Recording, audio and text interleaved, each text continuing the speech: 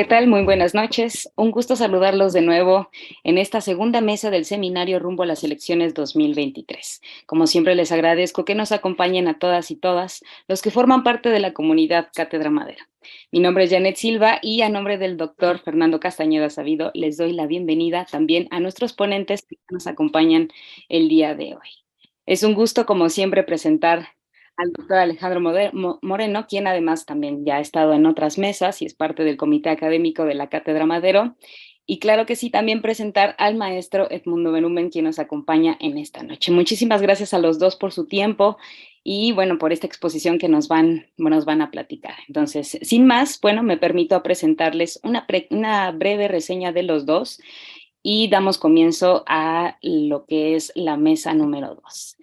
Él es el doctor Alejandro Moreno Álvarez, él es profesor de Ciencia Política en el ITAM desde 1996, es doctor en Ciencia Política por la Universidad de Michigan, Estados Unidos, miembro del Sistema Nacional de Investigadores. Sus áreas de especialización son la opinión pública, comportamiento político, elecciones, política comparada, metodologías e investigación por encuestas. También nos acompaña el maestro Edmundo Berumen Torres. Él es maestro en estadística por la Universidad de Michigan. Cuenta con una especialización en muestreo por el Instituto de Investigaciones Sociales de la Universidad de Michigan y fue candidato en estadística en la misma universidad. Es fundador y presidente del Consejo de Berumen y Asociados, empresa de investigación de mercados y encuestas de opinión para el sector privado, público y social, así como organismos internacionales. También ya se une a este panel el doctor el doctor Lauro Mercado Gasca. Muchas gracias por estar con nosotros, doctor, y pues me sigo también con su semblanza, que como ya se menciona siempre, son muy cortitas para toda la carrera de ustedes. El doctor Lauro es doctor en Ciencia Política por la Universidad de Connecticut. Actualmente es director general de Mercaey y cofundador de esta empresa de investigación de opinión. Muchísimas gracias a los tres, como siempre, por estar acompañándonos. Y bueno, pues, ¿qué les parece si damos ya inicio para no atrasarnos más en sus presentaciones? Y le cedo la palabra al doctor Alejandro Moreno, por favor. Muchas gracias, Janet. Un gusto verlos, Edmundo, Lauro. Gusto estar con ustedes aquí en este espacio. Nos sugirieron algunas preguntas, realmente vamos a tener poco tiempo para abordar, pero déjenme hacer una introducción muy breve sobre tanto Estado de México como Coahuila, que son las dos elecciones que tenemos pues el primer domingo del mes de junio, ya prácticamente pues en la recta final. Tenemos un debate, bueno, tienen las candidatas un debate en el Estado de México a las 8, así que pues yo creo que varios de nosotros tendremos interés en verlo. ¿Qué vemos a partir de las encuestas en este caso? Y como dije, simplemente voy a provocar con una reflexión muy breve y quizás podamos hacer esto más dinámico. Lo que hemos medido es una serie de tendencias en dos escenarios que me parece que son muy interesantes porque además son muy distintos y ambos abren mucho la imaginación rumbo a lo que podría o no ser el 2018 a nivel federal. Siempre se habla de qué tanto el Estado de México, las elecciones previas son una preparación, un entrenamiento, hasta un laboratorio. Pues hay diferencias, por supuesto, el electorado mexiquense no es el nacional, tampoco el de Coahuila, pero hay cosas que aplican, cómo responden los votantes, las votantes, pero sobre todo qué hacen las élites políticas partidarias y cómo están respondiendo a esta situación de competencia. Tenemos por una parte el Estado de México, donde inusualmente hay solamente dos candidaturas, después de que Movimiento Ciudadano quedó por decisión propia fuera de la contienda, pues una elección entre dos, cosa que no es tan común ver en nuestro sistema de partidos. Y eso, pues, parte básicamente la intención de voto entre dos candidatas. Las encuestas dan en general una ventaja a Delfina Gómez de la Alianza de Morena, Partido Verde y PT, y esa ventaja pues varía dependiendo de las encuestas. En el caso nuestro, de la última publicación, ya un poquito rebasada por varias cuestiones, pero posterior al primer debate, pues teníamos alrededor de 16 puntos de diferencia entre las dos, 58 para Delfina en términos efectivos, 42 para Alejandra del Moral. Hay aquí ventajas más amplias, otras más pues cercanas. Entonces, pues ya veremos el día de la elección qué sucede, cómo está. Pero en el caso de la aplicación hacia 2018, pues obviamente la imaginación politológica es qué pasa en un escenario de solamente dos candidaturas, la oficial de Morena y aliados contra una de oposición unida en este caso, suponiendo que MC pues no solamente queda fuera, sino que pudiera en dado caso unirse. Entonces creo que ahí hay varias cuestiones para considerar interesantes, lo dejo para la discusión. Por el otro lado, Coahuila tiene un escenario distinto en donde vimos con las implicaciones que eso pueda tener y que podemos discutir acá, un rompimiento en el oficialismo, es decir, en Morena, con un candidato que se va por PT, otro por Morena e incluso otro por el Partido Verde, contra una alianza pues de oposición, PAN, PRI, PRD, que en este caso no sería oposición, es el partido gobernante, el PRI, pero como oposición a nivel federal, y eso también abre mucha especulación, mucho análisis, mucha imaginación, wishful thinking hacia el 24, porque pues aunque a estas alturas se ve no muy probable, sí es factible que pudiera haber rompimientos dentro del partido oficial, y Coahuila pues en ese sentido abre una serie de posibilidades. ¿Qué es lo que estamos viendo en las encuestas en general? Una ventaja del candidato de PRI-PAN-PRD, Manolo Jiménez, que también suele variar, no son encuestas que digan lo mismo, hay una gran variedad de resultados. Y en el caso específico de lo que publicamos en el Financiero, ya tiene tiempo, fue a inicios de campaña, pues venía un poco más cerrada la elección de lo que ya muchos otros estudios han mostrado posteriormente. Entonces, yo me quedo con la última, se ve más cerrada, pero es más viejita. Así que, pues quizás con estos preámbulos yo lo dejaría, escuchemos a mis queridos colegas y seguimos construyendo una conversa. Muchas gracias, doctor. Abriendo el debate, como siempre. Maestro Berumen, por favor. Muchas gracias. Es un gusto estar en este foro y con los colegas, que siempre uno aprende escuchándolos. Hoy fue un día muy afortunado para este foro porque se publicó un artículo que, si no lo captaron, les recomiendo leerlo en la revista Este País. El autor es Yuri Beltrán y voy a citar algunas de las cosas que cita él en su artículo. La participación en el Estado de México en 2017 fue de 53.7 y en Coahuila de 60.5. La del 2018 al año siguiente, en la presidencial, Estado de México subió 10 puntos prácticamente, de 53.7 a 63.4. Y en Coahuila subió 3 puntos, de 60 a 63. Y se dice que este fenómeno no es exclusivo de esta situación de unas elecciones de gobernador el año previo a la presidencial. En los estados donde esto sucede, se provoca un aumento en la participación al año siguiente, y estos son los datos para 2017 y 18 en estos dos estados. Estas elecciones en particular tienen una complejidad. No son cualesquiera dos estados de nuestra república. Coahuila tiene una superficie mayor de varios países, como Guatemala, como El Salvador y muchos más.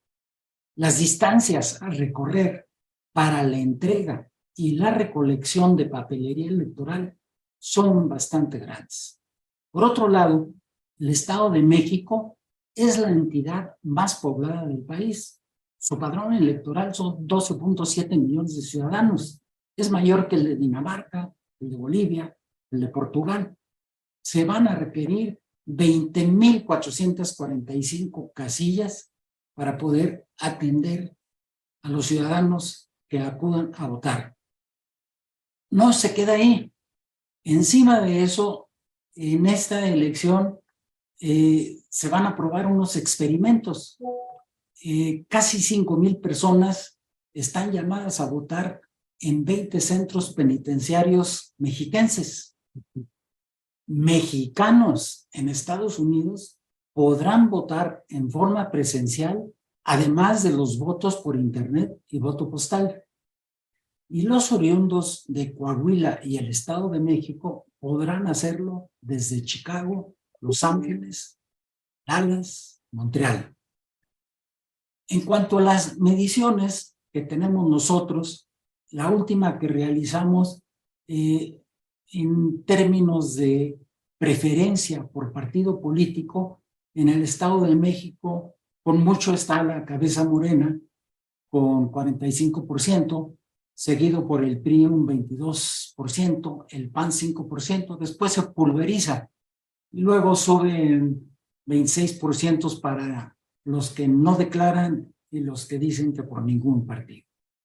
Lo que toca a la intención de voto por candidato, en la última medición que hicimos, Morena y su candidato Delfina Gómez, en lo que es la votación efectiva, la intención de voto efectivo, tenemos 59% a favor del candidato de Morena, PT, Partido Verde, y 41% para PAN, PRI, Alejandra del Moral. Una cosa interesante es comparar esta intención de voto con la expectativa de los ciudadanos de quién piensan que ganaría. Resulta que Morena y su candidato, la expectativa es 57%, muy parecida a la intención de voto del 59%. Sin embargo, para Alejandra del Moral, de un 41% de intención de voto, la expectativa de que gane se baja a un 26%. En el caso de Coahuila, es una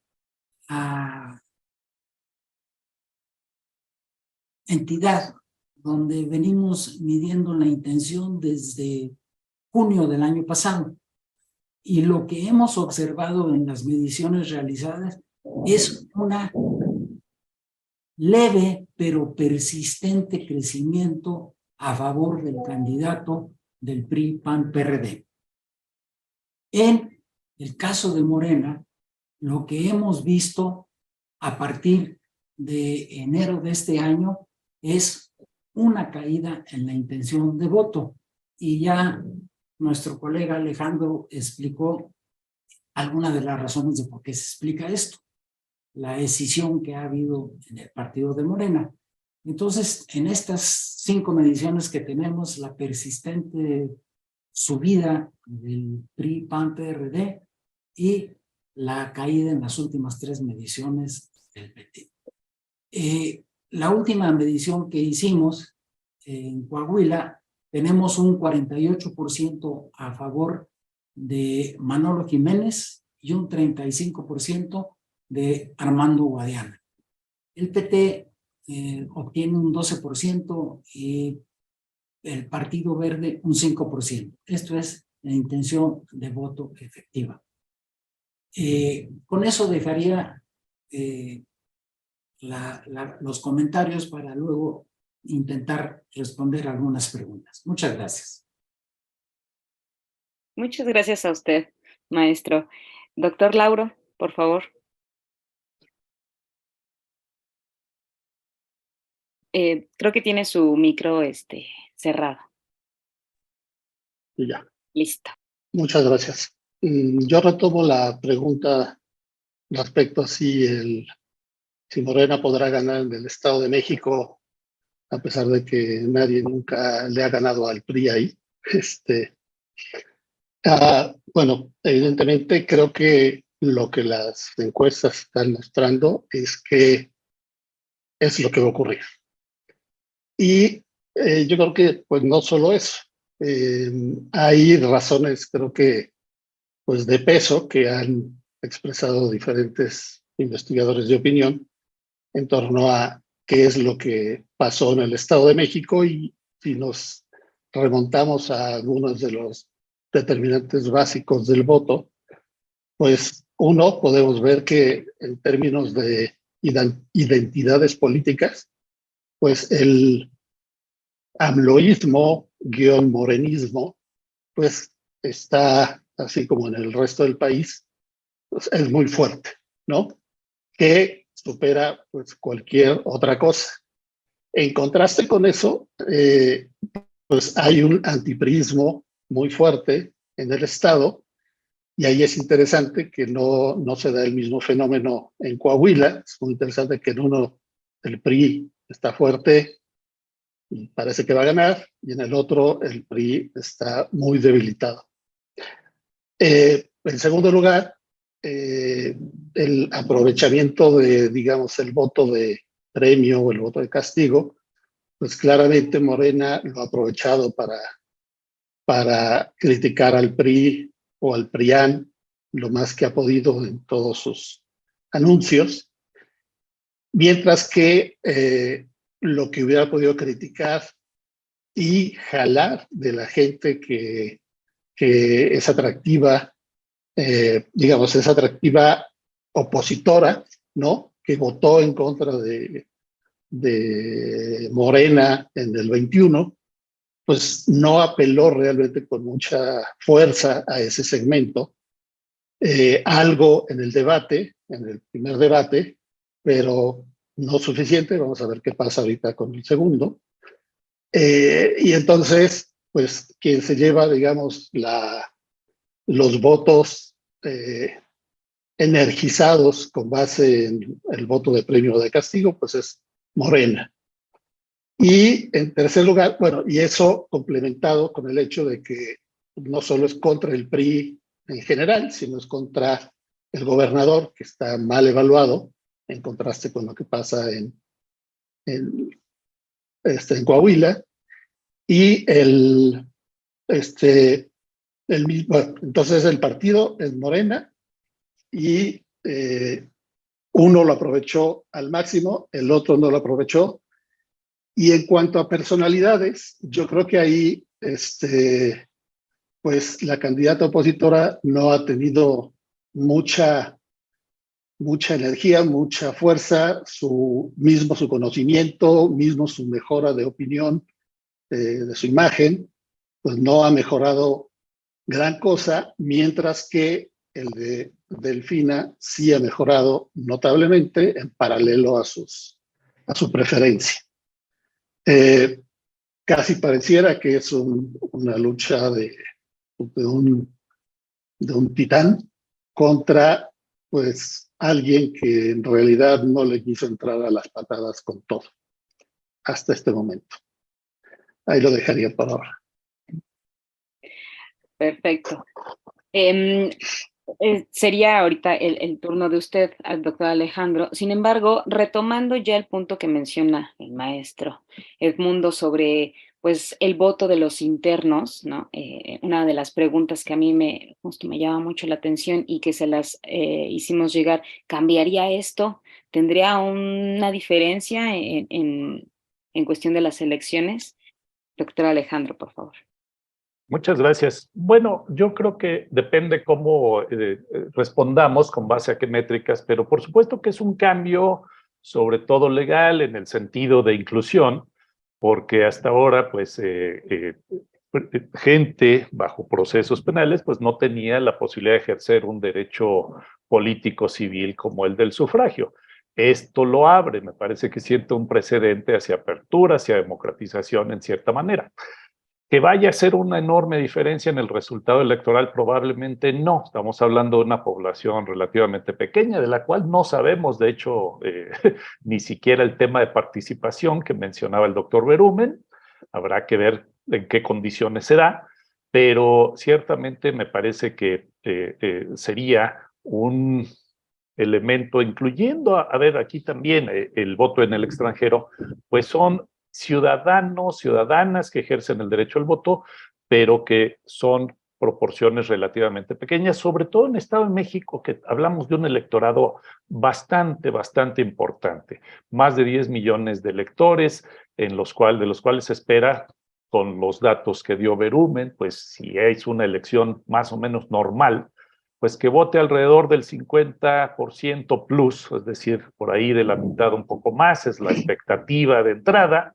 Vamos a ver, siempre el electorado nos sorprende, pero creo que eso es lo más probable. De nuevo, lo más probable, dadas las tendencias, también es que pues Estado de México vaya figurando una alternancia y en Coahuila no. De nuevo, son escenarios más probables. Yo creo que aquí, y abonando un poco a lo que decía Lauro, de los partidismos son muy importantes, decía este amloísmo, obradorismo o morenismo, como queramos llamarle, yo creo que es más obradorismo que morenismo, según las encuestas. Del total de gente que se identifica con Morena, hemos visto que la gran mayoría son en realidad López Obradoristas, para ponerle otro término, es decir, son gente que sigue al presidente, pero y por lo tanto apoya el partido del presidente, pero no son tan morenistas. En ese sentido, yo no diría que el morenismo está tan fuerte como el sentimiento hacia el presidente y su movimiento, ahora conocido como la Cuarta Transformación. Eso es muy importante, pero tampoco en términos históricos vemos que haya tantos morenistas como había partidistas antes.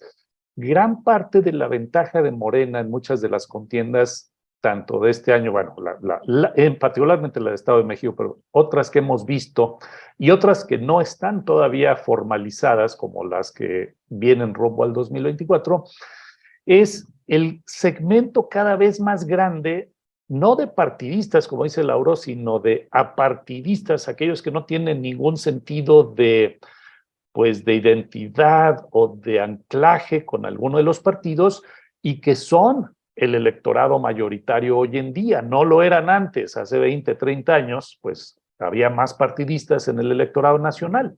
Hoy la mayoría son apartidistas y ese es un indicador, cuando vemos el segmento de apartidistas hacia dónde se va, pues es un indicador de quién probablemente está tomando ventaja en una campaña electoral. Por ejemplo, en Estado de México, en las encuestas que hemos hecho, el segmento mayoritario de partidistas, que hay que decirlo también es menos probable de votar, pero se inclina más hacia la candidata de Morena y eso le da una ventaja más allá del partidismo.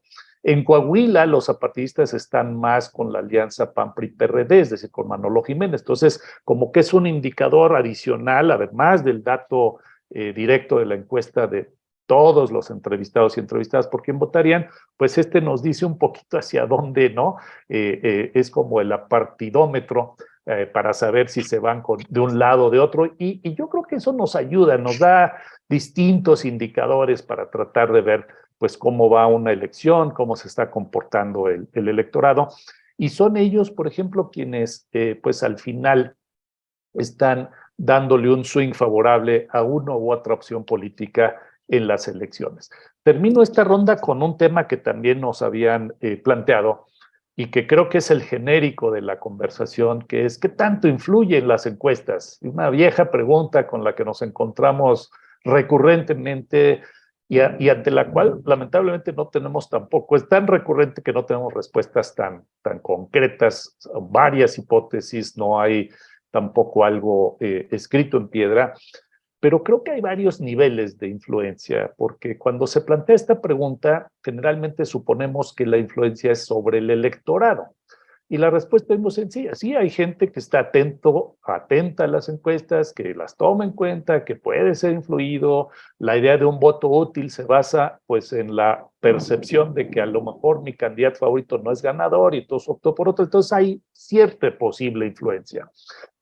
Pero lo que estamos viendo, sobre todo en la contienda del Estado de México, es que las encuestas también pueden tener una influencia muy importante en los actores políticos. Por supuesto, partidos y candidatos las usan como información política, para hacer estrategia, para diseñar pues campañas, narrativas, relatos, pero también, y a esto voy, creo que ya lo hemos platicado muchas veces, pero ha sido muy evidente en esta campaña del Estado de México, las encuestas como un factor anímico de las propias campañas, la publicación de datos muy favorables para una o no tan desfavorables para otra, el uso de las encuestas como parte de la narrativa, incluso hasta el bullying político. Alejandro del Moral ha tenido mucho problema cada vez que un periodista o una periodista le dice, pero usted va atrás en las encuestas, y Delfina ha sido muy enfática, pero es que vamos muy adelante en las encuestas y se toman como una especie de bullying, tú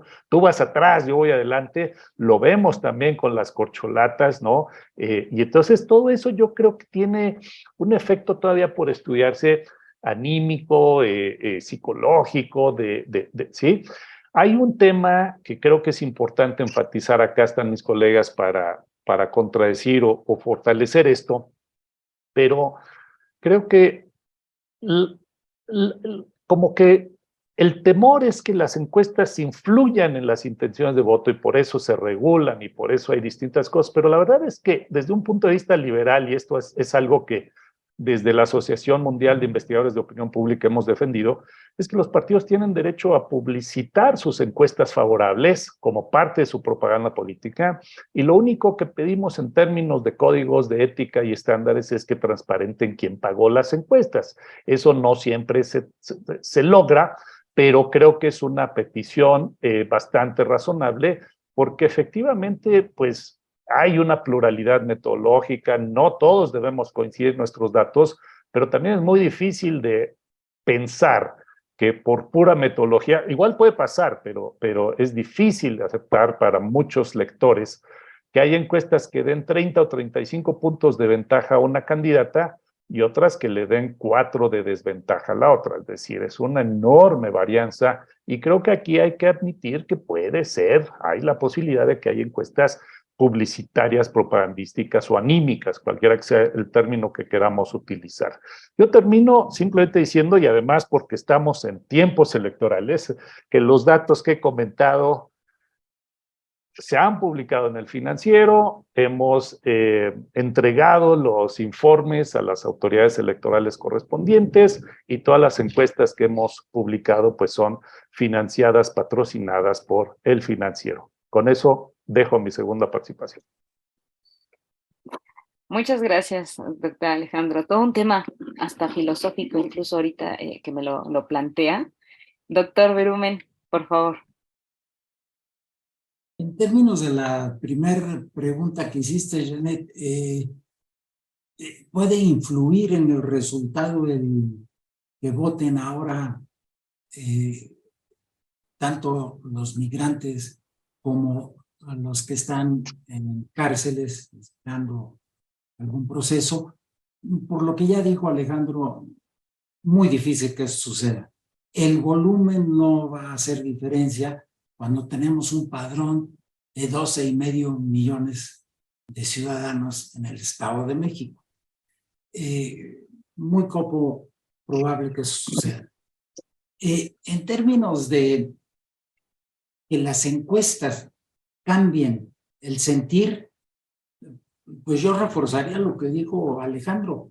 Sí, en los actores, sí, en los partidos, sí, en los asesores de candidato, sí, en los que manejan las campañas, pero en el ciudadano común y corriente es muy difícil que estén atentos a lo que es las distintas mediciones a lo largo de la campaña. Quizás la última, la más cercana a la fecha de la elección, los que se enteren de esta, lo que pueden decir es cómo no desperdicio mi voto, aunado las preferencias que cada uno tiene. Y entonces quizás se concentren en el puntero y en el que le sigue, pero el resto no hace sentido. No es el caso en la elección del Estado de México, nada más hay 2 candidatos, y por las distancias que hay en el estado de Coahuila, pues prácticamente son 2 los que están con la elección en juego. y entonces las decisiones quizás a nivel ciudadano sean únicamente si se enteran de la última medición. Piensa uno que por ser la más cercana a la fecha electoral puede ser la más certera, pero ni ese es el caso. Tenemos ejemplos donde lo que decían las encuestas no sucedió. Ahí está el caso de Nuevo León, ahí está el caso de Durango. Las encuestas decían una cosa y la elección resultó ser otra. Entonces, los encuestadores no nos asustan y generalmente nos defendemos con el estribillo consabido de nuestras estimaciones tienen error. Y incluso estimamos el orden de magnitud de las mediciones que hacemos. Y además le agregamos a eso el estribillo a un nivel de confianza del 95%, que en términos coloquiales quiere decir que nos vamos a equivocar 1 de cada 20 veces. Pues si nos equivocamos, no sorprendan, lo dijimos, lo advertimos a la hora de reportar nuestros resultados. Y claro, estoy totalmente de acuerdo con Alejandro que siempre se debe entregar ya en campaña los resultados a las autoridades electorales y se debe de identificar quién es el cliente. Las que nosotros hemos realizado, así lo hemos hecho. Creo que la mayoría de mis colegas que están involucrados en esto también lo hacen. Ahí dejaría para la oportunidad a mi amigo Lauro que nos comparta sus opiniones. Muchas gracias, maestro. Justamente si seguimos esta línea, doctor Lauro, ¿no? De la magnitud, que ya lo han dicho también nuestros invitados que están, y ya ahondando a esta, que ya el maestro Berumen abrió ese tema, pero hay una pregunta en Facebook y se las hago de una vez para seguir el hilo, se las leo. El PRI lleva en Coahuila un margen importante sobre el segundo y tercer lugar. Pregunta: a 17 días de las elecciones, ¿sería posible que alguno de los dos candidatos que van en desventaja decline uno en favor del otro para poder ganar esa gubernatura? No, justamente como algo que ya mencionaba el maestro Berumen. Entonces, si quiere, doctor Lauro, seguir con esta pregunta y también si quiere aportar ya los comentarios que han hecho también nuestros invitados, adelante. Claro, muchas gracias. Sí, a ver, empezando por la pregunta, yo lo veo muy difícil. Realmente, regresando tantito al tema de las identidades políticas, en un principio, antes de que se seleccionaran candidatos, la probabilidad que tenía el Morena de ganarle al PRI era considerable. Sin embargo, justamente en el momento en el que se seleccionan los candidatos y se escinden y Mejía se va por un lado y Guadiana se queda con la candidatura, directamente le ha venido robando en promedio 10, 12 puntos, que son aproximadamente los que necesitaba para ser competitivo frente a el candidato del PRI, mismo que ya se veía desde un principio que era muy, no sé si carismático, pero estaba muy bien evaluado por su desempeño. Y sin embargo, pues no era tan conocido. En un primer momento no lo conocían tanto fuera de Saltillo. Pero, en fin, es tema de otra charla, pero es un caso de una campaña y un manejo de crisis mal llevado desde el momento de la selección. Yo hubiera esperado que hubiera habido una operación cicatriz grande, porque en mi opinión de eso dependía sí o sí que pudiera ser competitivo Guadiana. No lo ha habido, e incluso hay algunas malas lenguas que esa ruptura fue incluso financiada por el mismo gobernador, y eso pues hace que pues, los incentivos que le hayan dado a Mejía pues sean lo suficientemente grandes como para no moverse, sabiendo perfectamente el gobernador y los estrategas de campaña que con Morena dividido no había manera alguna de que ganaran. Entonces, resumiendo a la pregunta, no creo que ninguno decline en favor del otro. Quisiera hacer también un par de comentarios sobre el tema de, también abonar un poco al tema comentado del rol de las encuestas. Coincido con lo que han comentado mis queridos colegas. Agregaría algunos puntos para aquellos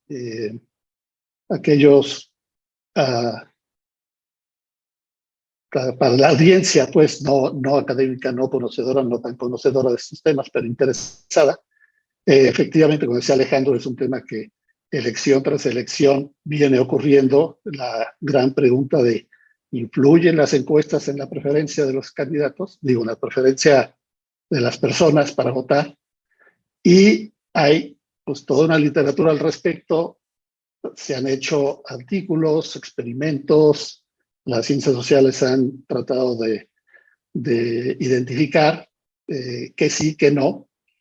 Y lo cierto es que lo que han identificado son varios efectos, pero luego esos efectos se contraponen unos a otros y a veces resulta que sí funciona uno, a veces resulta que no funciona, entonces acaba terminando en que quién sabe. Por ejemplo, está el famoso bandwagon effect, que es si alguien va muy arriba en las encuestas, pues genera una tendencia de la gente a votar por esa persona, a votar por el ganador. Pero a su vez existe el voto por el underdog o por el segundo lugar, el voto como para equilibrar o para, como en México le hacemos mucho a irle al que va perdiendo en el fútbol. Bueno, aquí un poco pasa lo mismo con las elecciones. Entonces, ¿cuál es el que está operando? ¿El que hace que la gente vote por el ganador o el que hace que la gente vote por el segundo lugar para evitar que pierda? De la misma forma y en el mismo sentido, el que haya una preferencia en las encuestas muy marcada por uno de los candidatos o una de las candidatas puede desincentivar el que la gente vaya a votar, lo cual se contrapone con lo primero que había dicho del bandwagon. Por el contrario, si es competida la elección, hay mayor participación. Quizá ese es el único efecto que sí he podido ver recurrentemente a lo largo del tiempo. Los demás son muy inconsistentes. Y por el lado de si está el perdedor, pues una reacción puede ser irse en contra o sea, irse a favor del underdog, del que va perdiendo, pero otra reacción puede ser decir, uy, no, pues ya perdió, ya para qué. Entonces, pues acaba perjudicándole. Y quizá el más importante que puede darse, pero solo en los casos en los que explícitamente no la encuesta solita, sino la misma campaña toma eso como argumento para activar el voto estratégico, el voto táctico de aquel que van perdiendo, que van en segundo lugar, pero no tan lejos, y hacer que los que van en tercer lugar o una parte de ellos voten por el segundo porque, teóricamente, prefieren votar por el segundo que a dejar que gane el que va en primer lugar. Ese quizá es el más interesante, pero tiene a su vez que activarlo la campaña, porque efectivamente, como decía el doctor Berumen, no hay el interés en política es bajo y pues más allá de un 15%, más o menos 5 a veces, o sea, el 80% de la población le interesa poco la política y menos las encuestas, y entonces, ¿cómo va a afectar? Y pues un último punto sobre este tema es cuando se habla y es curioso porque a veces las personas en las campañas creen de más, y eso ha sido desde que he estado en este medio, que pueden influir cañonamente a las personas con las encuestas, no tomando en cuenta todas las otras variables que están ocurriendo al mismo tiempo, todo el resto de las propagandas electorales de todos los partidos, activando diferentes predisposiciones de las personas, ya sean identidades políticas o votos de premios y castigos, o exaltando el posible carisma de un candidato, o bien el clientelismo, que todavía se da con cierta importancia en México, los mismos debates, etcétera. Entonces, hay toda una gama de información que tienen, toda una serie de predisposiciones que existen. Están las campañas tratando de activar una y otra, inhibir aquella y la otra. Y en el último instancia, las encuestas pues son un elemento más, ¿no? Que si se lo toman con mucha fuerza una campaña y hace campaña con ella, pueden llegar a afectar en algo, pero montado en lo demás. Solitas, me parece, coincido con mis colegas, no, no aportan demasiado. O sea, no influyen demasiado. Pero cuánto influyen sigue siendo un enigma para la ciencia. Gracias. Muchas gracias a usted, doctor. Y pues, ¿qué les parece si vamos cerrando nuestro panel para también no perdernos ese debate? Entonces, ¿qué le parece, doctor Alejandro, si usted gusta comentar la pregunta que hice en un instante y dar una conclusión, o también abordar otro tema que usted quisiera mencionar? Con mucho gusto, por favor. Claro que sí, muchas gracias, Janet. A ver, pues la pregunta sobre las declinaciones me parece que desde el punto de vista del Lauro lo ve muy poco probable que haya, pero vamos a suponer en el caso de que hubiera alguna declinación a favor o en contra, ¿no? Es decir, que se sumen. Hay dos temas ahí. El primero tiene que ver con qué tanta coordinación de la campaña pudiera haber para influir a los seguidores de esa candidatura. Se habla, por ejemplo, de encuestas que ha crecido Mejía. Yo no lo vi en la encuesta que hice, pero no tengo datos más recientes. Entonces hay que ver un poquito eso. La otra es efectivamente el grado de atención que electores tengan con ello, porque declinaciones a estas alturas ya no cambian la boleta electoral. El que declina va a seguir apareciendo en la boleta electoral y entonces tiene que haber una coordinación importante para que esa declinación tenga algún tipo de efecto. Yo creo que aquí el tema va a ser muy importante de nuevo porque nos ayuda a fantasear rumbo a 2024. Y cuando digo fantasear no es solamente un tema de anticientífico o ficción, sino de empezar a especular posibles escenarios y cómo estos pueden influir o no en los cálculos tanto de partidos y coaliciones como de los propios votantes. Se ha hablado mucho, por ejemplo, de si MC va solo o se suma y eso qué implica, si sus votos aritméticamente pasan de un lugar a otro, pues todo depende de circunstancias. Y yo creo que por eso va a ser muy interesante el Estado de México ver qué pasa en este escenario dicotómico.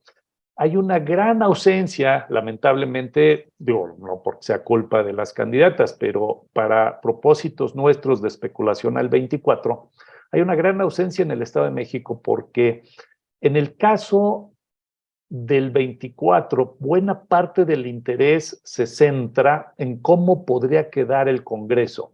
El presidente López Obrador ha lanzado esta intención del plan C de arrasar, no solamente ganar la presidencia, sino tener mayoría calificada. Y algo que podríamos haber visto en el Estado de México es esta dicotomía, esta doble candidatura, Morena y la Alianza. Desafortunadamente no hay elecciones para Congreso local y no vamos a ver cómo eso pues se refleja en las preferencias por otra cargo. No vamos a saber el grado de voto dividido que hay en esto, lo cual no quiere decir que se hubiera repetido en el 24, pero por lo menos nos informa un poquito al respecto. Entonces vamos a ir a ciegas en ello.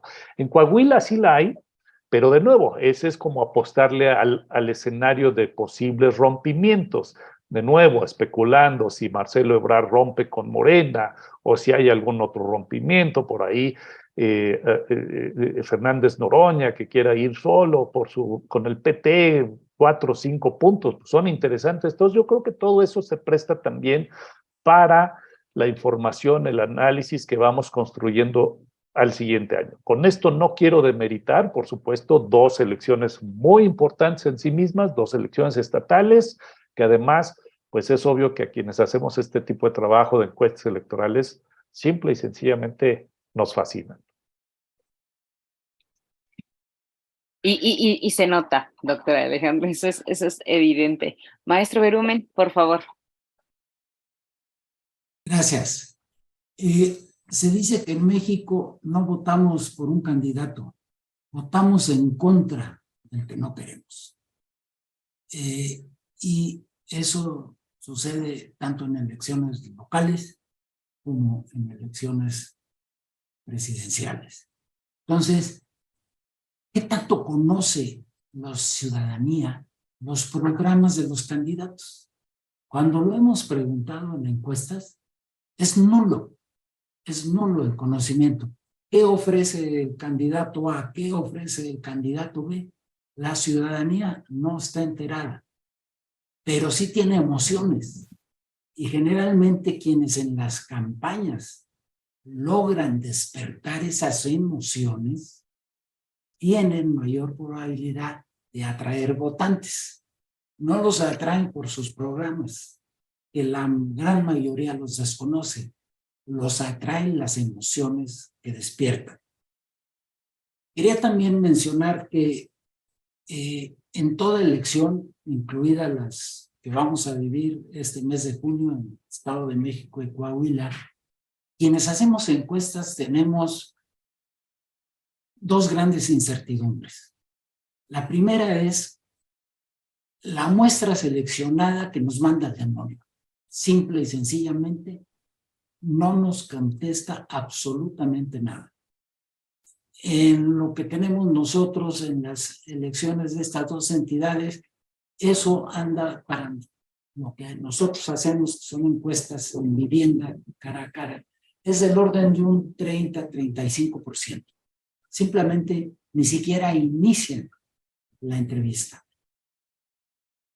Punto de aparte, quienes sí inician la entrevista, cuando llegamos a las preguntas de intención de voto, de preferencias al momento de la entrevista, en esos que sí nos contestaron, el 70% que, entre comillas, logramos representar, porque el 30% no nos abrió la puerta, otro 30% no nos las contesta.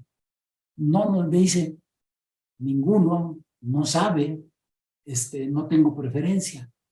Entonces, esos enemigos están presentes para las casas encuestadores en todas las elecciones. Hacemos distintas argucias para tratar de reducirlas, pero nunca las eliminamos. Hay colegas que las modelan y entonces, con la información que han acumulado al paso del tiempo, hacen modelos y tratan de mejorar las estimaciones modelando los datos que sí tienen a la mano. Pero es algo que siempre está presente ahí y esta no respuesta total o no respuesta parcial y el desconocimiento de programas. Entonces, ¿qué tiene que hacer? Emocionar al electorado. ¿Y cómo se empieza? Dándose a conocer. Por ejemplo, en el estado de Coahuila, que has preguntado un par de veces de Ricardo Mejía, nosotros en las 5 mediciones que hemos hecho, lo que ha crecido es el nivel de conocimiento, que empezó del orden de un 10% y en la última que hicimos alcanzó del orden de un 30%. Pero en lo que es intención de voto no ha cambiado, ha estado del orden de un 10-11% por ahí. No ha cambiado. Pero bueno, son encuestas, no es la elección. ¿Qué pasará el día de la elección? Lo averiguaremos el 5, 6, 7 de junio. Gracias. Gracias a usted, maestro, y como lo dice, ya habrá otra mesa para debatir esos resultados y a ver si las encuestas le atinaron o no, ¿no? Doctor Lauro, por favor. Sí. A ver, quisiera tocar un poco para cerrar el tema, otro de los temas que estaban en las varias preguntas interesantes, que es, digamos, aquí está planteado cómo puede repercutir los resultados, suponiendo, sin conceder, que resultan como hasta ahorita se ven, le hace gana Morena en el Estado de México, gana el PRI en Coahuila. Creo que hay algunas lecciones que podemos sacar de estos dos ejercicios en conjunto. Por un lado, efectivamente, creo que el hecho del peso, porque es muy interesante, por un lado, el hecho del peso del obradorismo, para usar otra palabra, y cómo eso puede ser mucho más fuerte que frente a un análisis quizá más racional, menos emocional. Ciertamente no es lo más frecuente a la hora de votar, ¿verdad? Pero pues una persona que ha tenido estos problemas con la ley, etcétera, que ha sido acusada, que ha demostrado, qué sé yo, y aún así haya prácticamente la mitad del electorado que está en favor de ella. Yo creo que no es tanto que estén en favor de ella, están en favor de López Obrador. Eso, por un lado, hablaría de cara al 24, que pues, las probabilidades de triunfo de cualquier candidato que sea Claudia, sea hasta Fernández Noroña, cualquiera de ellos ganaría, en principio. Pero, ya no se diga Marcelo Ebrard, ¿verdad? Sin embargo, en contraste con eso, Coahuila nos muestra cómo existiendo ese obradorismo, esa mitad de la población más o menos obradorista, si hay rupturas en el partido, si efectivamente se van alguien de ellos al PT, si alguien de ellos se va al Verde, si otro se va a MC, pues la solidez que tiene el bloque Morena, pues se desmorona un poco, con una gran diferencia, que a diferencia de Coahuila, en donde había un gran candidato por parte del PRI, en este momento no existe en el horizonte un gran candidato por parte de la oposición. Entonces, a pesar de que pudiera resquebrajarse por ello, si no llegara a aparecer un candidato que logre amalgamar al sector de la sociedad que no está en favor de López Obrador, pues de todas formas ganará tranquilamente. Entonces, pues yo creo que sí, está siendo un buen laboratorio para lo que viene el año que viene. Gracias. Gracias a usted, doctor Lauro.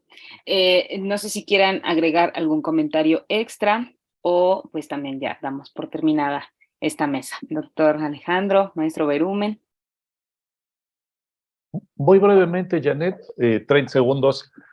Gracias por estos espacios para las encuestas, siempre los apreciamos, siempre son una oportunidad para entender lecciones, pero también a las propias encuestas. Y respondiendo un poco a la duda que plantea Janet de a ver si le atinan, pues obviamente que siempre la profesión encuestadora deseamos que las encuestas sean exactas, que prevean con gran nivel de exactitud. No siempre pasa por diversas razones, y algunas las dijo Edmundo Berumen, pero creo que sí, sobre todo para nuestras generaciones nuevas que son y van a ser consumidoras de encuestas y que van a estar viendo esto, sí es importante ver las encuestas públicas como un recurso que de otra manera solamente tendrían las élites políticas. Son un recurso para la ciudadanía, para que esté informada de cómo van, y sí es importante que acierten, que sean exactas, pero también que informen, que nos digan cuáles son las preocupaciones de la gente, que nos digan cuáles son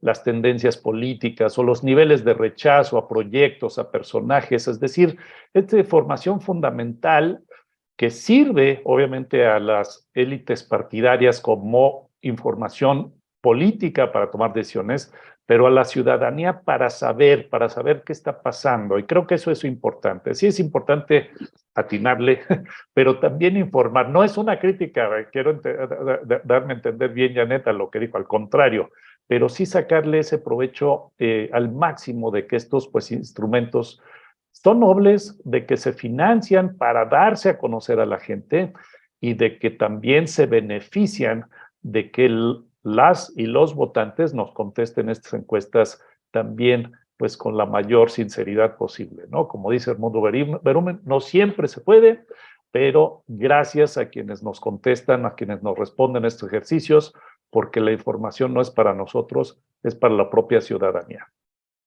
Me tardé más de 30 segundos, perdón.